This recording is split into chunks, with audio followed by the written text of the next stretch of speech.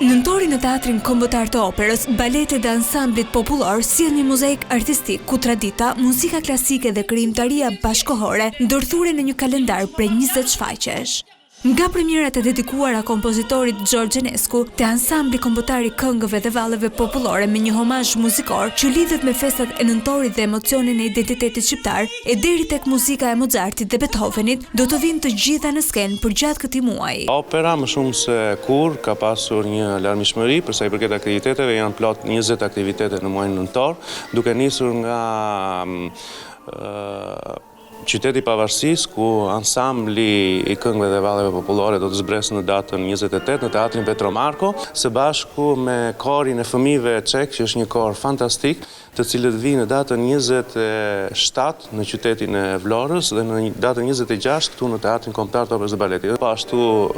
së shpejti në datën 21 kemi koncert simfonik me simfoninë e 6 të Beethoven dhe uverturën e Mozartit në dirigjimin e dirigjentit Peter Garst. Por aktivitetet e organizuara nga opera do të shkojnë përtej skenës së teatrit. Aulonaqi rrëfen se synimi i tij mbetet gjithëpërfshirja e publikut, jo vetëm atij të kryeqytetit, duke çuar kështu produksionet në ture ndërqytetase.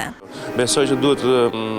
marrë parasysh ky fakt që në fillim të kalendarit të sezonit 2026 që ndoshta mund ta fillojmë me një teatr ku çdo aktivitet që zhvillohet në Teatrin Kombëtar të Operës së Baletit, nuk po flas për operat e mëdha sepse edhe kapacitetet nuk janë të tilla në shumë qytete, por në miniatura aktivitetet të zhvillohen ndoshta në një teatr, si mund të jetë një projekt i përbashkët, një kalendar sezonal gjysmë i përbashkët me një teatr dhe ndoshta më vonë me një teatr tjetër dhe tjetër, kështu që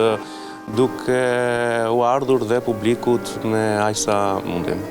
Ky numër i lartë i shfaqjeve është ndërrën nëntori në periudhën ku teatri afirmon rolin e tij si qendër e artit skenik në një vend ku ruhet trashëgimia, promovohet arti i ri dhe ndërtohen vazhdimisht ura midis të shkuarës, të tashmes dhe të ardhmes kulturore shqiptare.